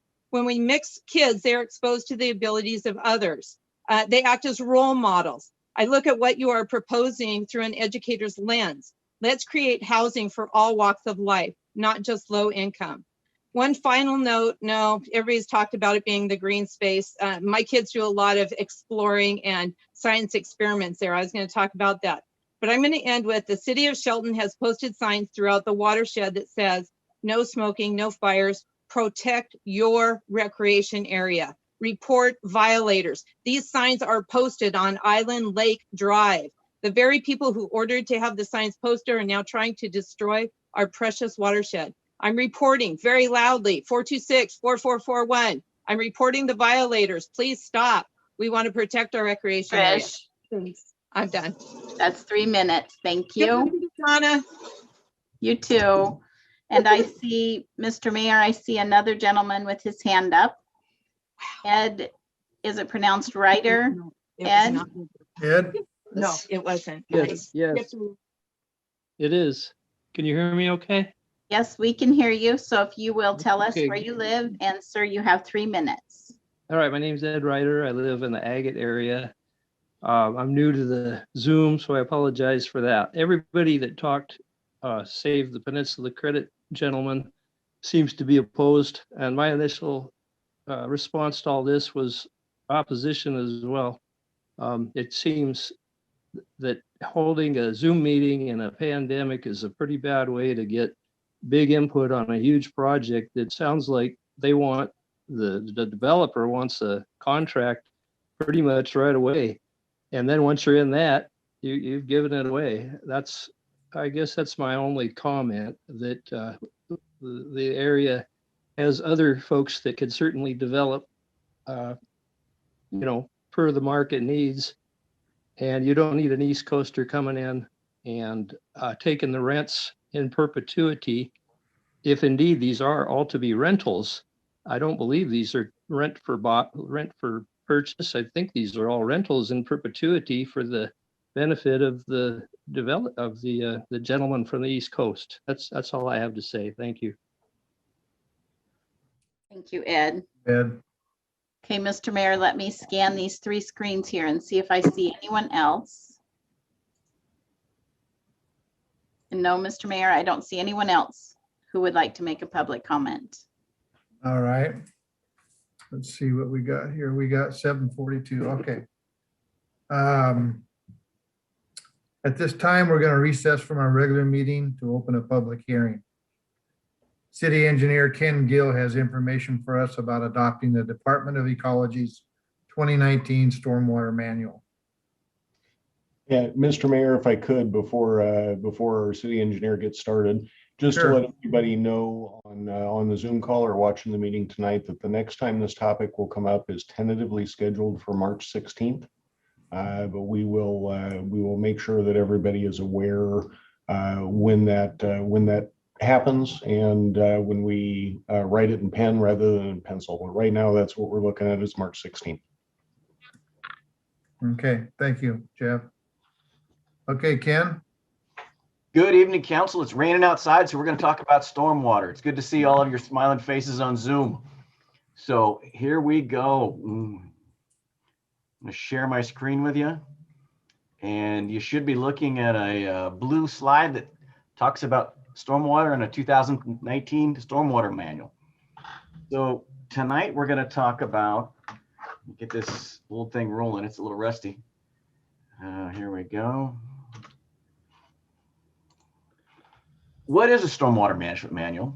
Kind of what we use now, and why we want to use the 2019 version.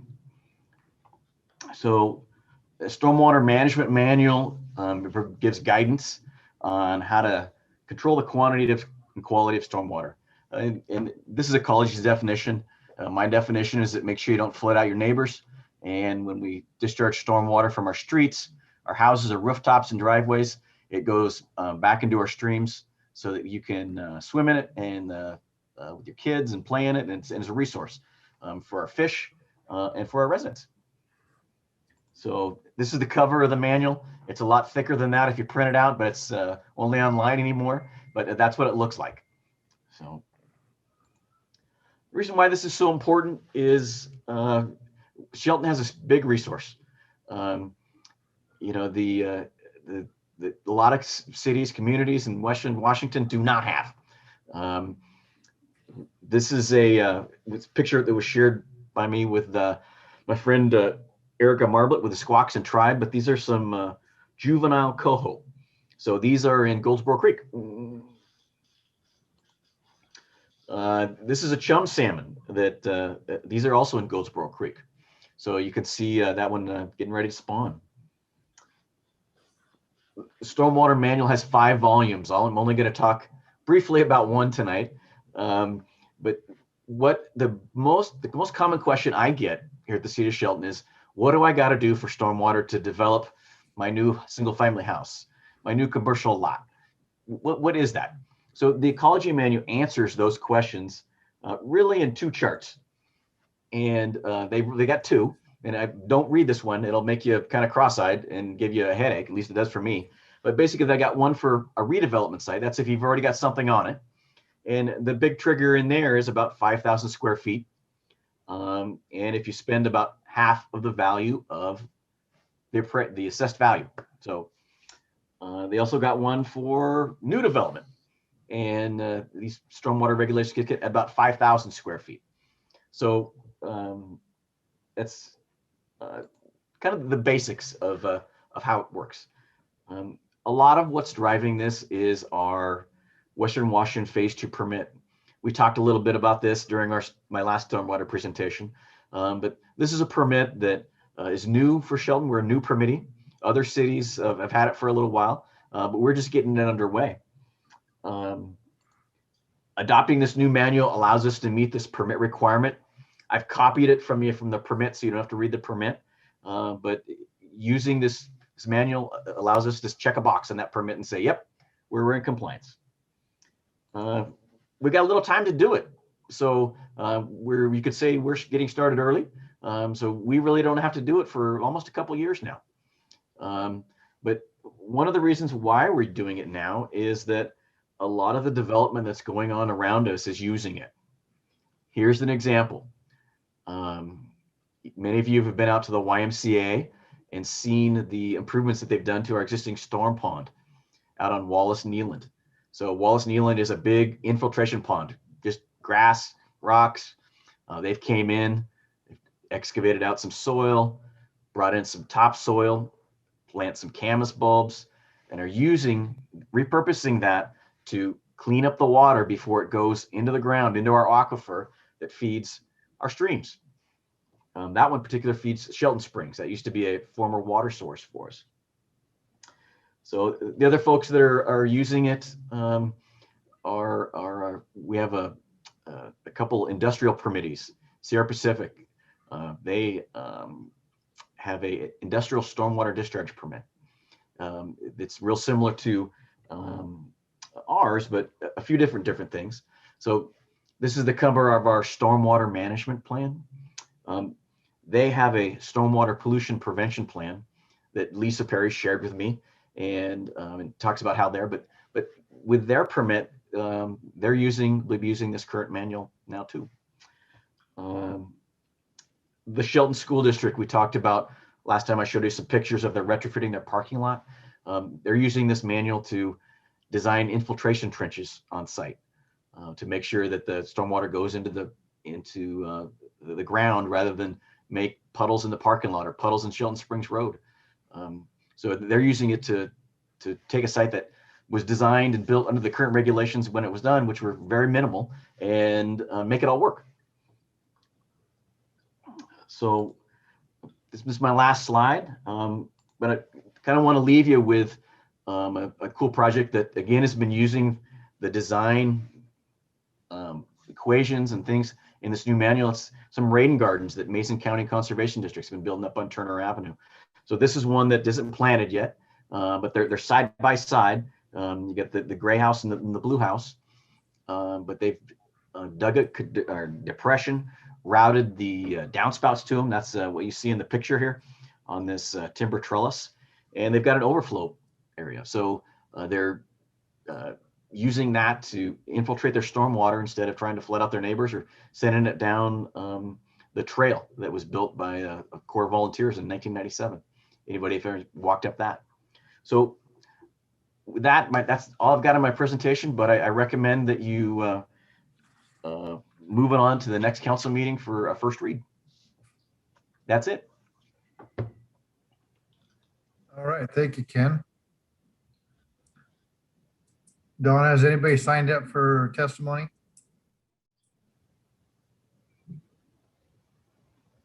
Oops, I'm on mute. Let me check. All right.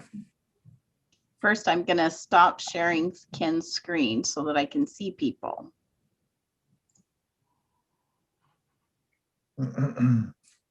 I can see Councilmember Schmidt has his hand up, and that's all that I can see. Okay, Joe. What, no public comment on this stormwater management manual? Come on. Oh, geez, I know, nobody, nothing. I feel just ripped off. Wow. All right, I'll bother you a little bit here. You talked about SWIP plans.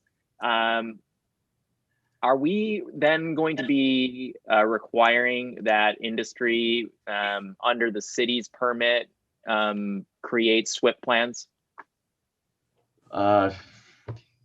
Yes and no. Okay. Okay. So here's why it's yes. We have a public works yard at 1000 West Pine. Okay. So we have to create a stormwater pollution prevention plan. So we manage the greases and the oils that Kaylin uses in our vehicles, the fueling station out there, the storage of our rocks and our sand, making sure that it's not going into our spring-fed pond out there. So we have to create that in the next upcoming couple years. It's on the, we've got to do it. No, with respect to like Sierra Pacific, that's a different permit that Ecology manages. Ecology manages them. We don't manage them. Okay, so they have what's called an industrial discharge permit. So it's different requirements than ours. It's been around a lot longer than ours, and just different playing field. Does that answer your question? Yeah, I guess I've heard in the past that under the phase 2 permitting, some industrial areas that that potentially have runoff onto city rights of way are required to do SWIP plans and be inspected annually by the city, et cetera. I've heard of that sort of thing, and I'm just curious if that is a path we're going down, because as we've learned, we want to be communicating that with our partners as soon as possible. So a program that I implemented and had a lot of fun doing was a credit program. So you guys talked a little bit about that. And the whole key of any stormwater device at all is to make sure that it's maintained, right? So giving a credit for good maintenance is like a carrot, right? And the key is to make sure that that amount of credit pays for the amount of maintenance. The other key is to inspect, right? So as part of this permit, John Gilarducci talked about inspecting sites post-construction after they're all done, right? So let's say that you built you work for WashDOTs and you ask the question, so I get to use you as an example. So a new WashDOT maintenance yard in Shelton, right? You're gonna shorten your commute, right? And it's got all kinds of equipment and graders and all kinds of stuff. They build a big stormwater pond that outfalls into us. And you say, hey, I want a credit because I maintain this on my stormwater utility. And we say, sure, no problem. Let's come out and inspect your stormwater facility to make sure that you're maintaining it in the way that you designed it. So that's not on the books right now, but that's how other cities are manage that requirement of their permit to inspect things after they've been constructed to make sure they're working. Does that answer your question? Answers my question, yeah, and well done. Yeah, totally clarified that. So thank you, appreciate it. Okay. Mayor, can I make a motion to extend this meeting for 30 minutes? Been a motion to extend the meeting for 30 minutes. Second. There's a second. All in favor, say aye. Aye. All opposed? Motion carries. Thank you, Eric. All right, was there anybody for public comment on this? Kathy's got her hand up. And I Jeff. have my Got her hand up. hand up. Hi, Kevin. Hey, Ken, how are you? Good to see you. Yeah, so I love the rain gardens and I love all the natural things that will kind of be in place of the ugly graded storm drains that we have around town. And so my thumbs up on incentives, credits, whatever we need to do to encourage people to put these in when they build. Okay. So the stormwater manual that we're talking about adopting designs those, the rain gardens, the bioswales, the planted things. It doesn't do any credits. That's Oh, I'm getting ahead of myself. So the FCS group will talk about that a little bit at your next presentation. okay. So, but the stormwater manual is the tool that engineers use to design what you're describing. Okay, very good. Thank you. All right, Donna, we seem to have a public comment from Mr. Neely. Jeff, you're You unmuted. do? Thank you, Mr. Mayor. My name is Jeff Neely. I'm a property owner, a businessman, and own 3 commercial properties in the city of Shelton. My question is, especially when this topic comes up, it's really kind of right on a touchy nerve. But my question is when the city is building city roads, when this agreement goes into effect, will that also hold the city accountable to put the roads in so that they're not dumping water on private citizens' properties? That's for Ken. All right. Okay.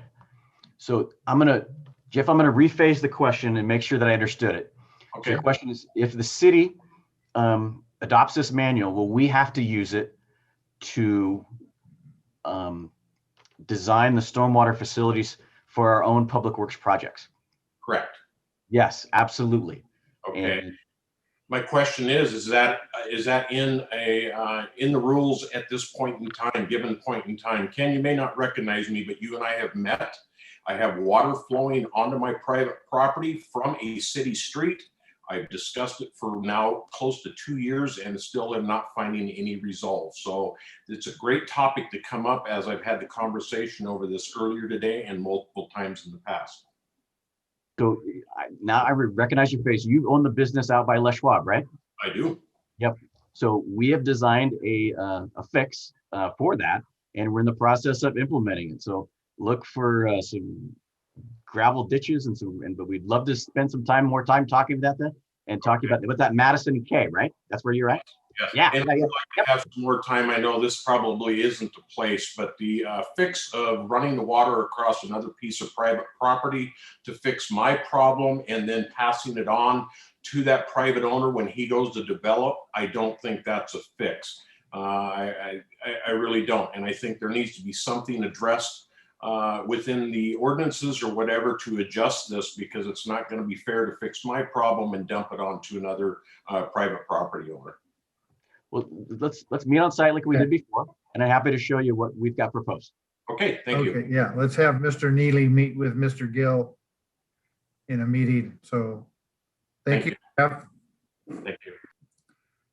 All right. Donna, can you give me the first reading of ordinance number 1965-0121?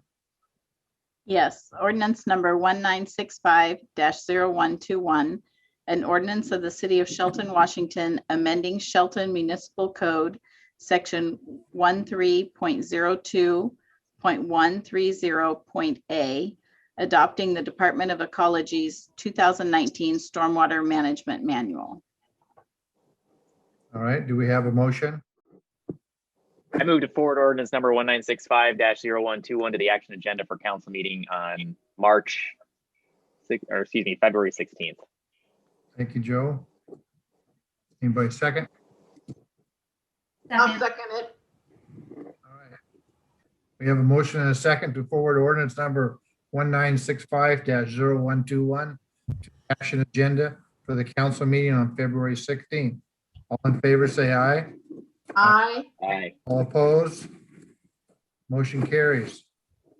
Public hearing is closed and we'll resume our regular meeting. Thank you very much. The first action item presented by Community Development Director Mark Ziegler has to do with the Civic Center rotating art gallery recommendations. Mark?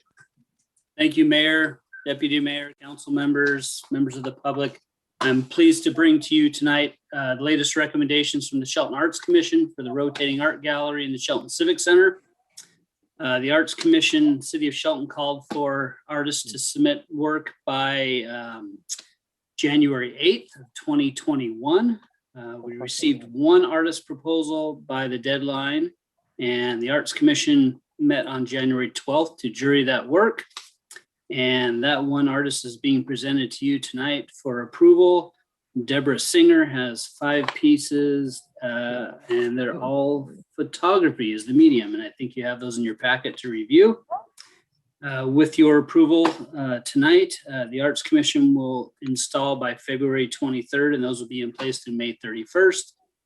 And with the ongoing pandemic and the Civic Center closure, Mary Ricker, our communications specialist, and Jordan Crumples, our recreation coordinator, doing a great job getting recognition for these artists out through social media platforms and the press. So we're doing our best to recognize these artists and get them some recognition. Although we're not allowing the general public into the Civic Center on a regular basis right now. Okay, thank you, Mark. Public comment, Donna? Now I only have 2 screens to look at. Let me make sure. No, Mr. Mayor, there is no one for public comments. All right, how about a motion? I move to approve the Shelton Art Commission recommendations for placement in the Civic Center rotating art gallery. All right, thank you. I'll second that. All right, thank you. We have a motion and a second to approve Shelton Arts Commission's recommendations for placement in the Civic Center rotating art gallery. All in favor, say aye. Aye. Aye. All opposed? Motion carries. Finance Director Aaron B. Miller has information for us regarding a 2020 supplemental budget. Good evening. Thank you, Mayor. Good evening, Deputy Mayor, council members. Before you today is a 2020 supplemental budget. This adds budget to 2 of our funds, the bond fund and the sewer fund. And in both cases, we are adding budget so that we can run the bond refunding through our books as is required by accounting rules. This was, of course, heard on the January 19th council meeting, and there have been no changes since then. And I'm happy to answer any questions you might have. One signed up for public comment here. No, there isn't, Mr. Mayor. All right, do we have a motion? I move that we approve ordinance number 1964-0121, amending the city's 2020 budget as presented. All right. We have a motion and a second. Can you give us a second reading, Donna, of ordinance number 1964-0121? Yes. Ordinance number 1964-0121, an ordinance of the City of Shelton, Washington, amending the annual budget for the year ending December 31st, 2020. Okay. Any questions from council? Don't see any hands up. Appreciation. It's again, great work on the bond refunding, and thanks for keeping us on the up and up. All right, thank you. We have a motion and a second to approve ordinance number 1964-0121, amending the city's 2020 budget as presented. All in favor, say aye. Aye. All opposed? Motion carries. All right, the last item on the action agenda is a resolution for on-call qualified pool contracts. Public Works Director Jay Harris has the details. Good evening, Mayor, Deputy Mayor, council members, and members of the public. Jay Harris, your Public Works Director. So we have a need for a qualified pool list of architectural and engineering consultants to assist the city on projects. And what happens is the state requires that they're all qualification based first. We don't base the selection on price. So we go through a two-step process. We get the most qualified consultant, and then we negotiate price. If we can't come to a price, then we go on to the next consultant. And so what we're doing through the pool list we have submitted a request for proposals, received all of them, rated them, and came up with a qualified pool list for street projects, water projects, master planning, architectural, landscaping, geotechnical, those sorts of things. So we have a list of consultants that we don't have to go through the qualification base because we've already determined they're qualified. And now we just will work on, when we have a project coming up, negotiate the price with the consultant. And so it takes a step out of the process. Any larger projects will still be coming back to council. Council in the past had been seeing this qualified base selection. So in the future, you'll be seeing these consultants to issue the contracts for larger contracts. So you guys will be seeing those. So we have 13 firms on the qualified pool list. Some have multiple categories, and there has been no changes since my last presentation. All right. Do we have any public comment, Donna? Let me check here, Mr. Mayor. No, we do not. All right. Will you give us a reading on resolution number 1183-1120? Yes. Resolution number 1183-1120, a resolution of the Council of the City of Shelton, Washington, authorizing the city manager to enter into architecture and engineering services agreements with multiple consultants for the on-call qualified pool list. Oop, did I skip a spot? Do we have a motion? I move to adopt resolution number 1183-1120, a resolution authorizing the city manager to enter into architecture and engineering services agreements with multiple consultants for the on-call qualified pool list. All right, thank you. Second. All right, we have a motion and a second. We got any questions from the council? Or comments? All right, seeing none. We have a motion and a second to adopt resolution number 1183-1120, a resolution authorizing the city manager to enter into architecture and engineering services agreements with multiple consultants for the on-call qualified pool list. All in favor, say aye. Aye. All opposed? Motion carries. All right, we're going to move on to administrative reports. Jeff, will you give us your city manager report, please? Absolutely, Mr. Mayor. Thank you, Deputy Mayor and members of council. Not too much to report, but we did start our vaccination program over the last weekend. And I am very thankful for that. We are getting started across the community, and although it's a small step, it's a very important one, and that'll be begin to accelerate as we move through the rest of the spring and the summer. And I really want to thank our partners at Mason County Public Health and at our hospital system. That it will be great to see the tail end of this thing.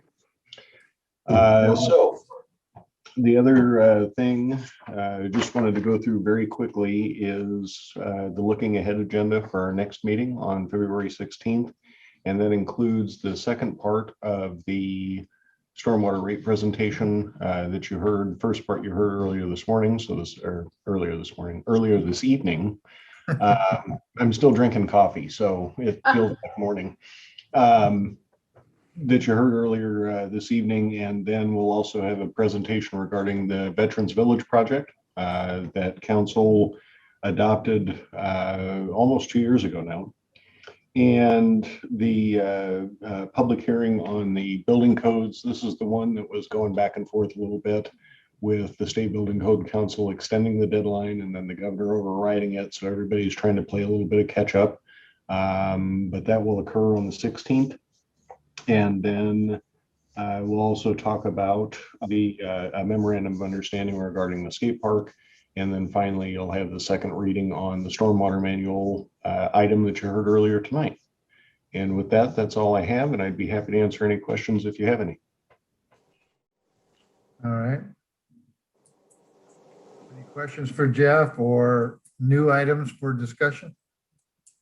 Just one item to share with the council, and I'm sure everybody's aware, but just wanted to share excitement. The YMCA is very close to opening. March 1st is coming before we know it. So good times. Excited to see that. Excited to cut the ribbon on that. That'll be awesome. Looking forward to it. All right. Anyone else?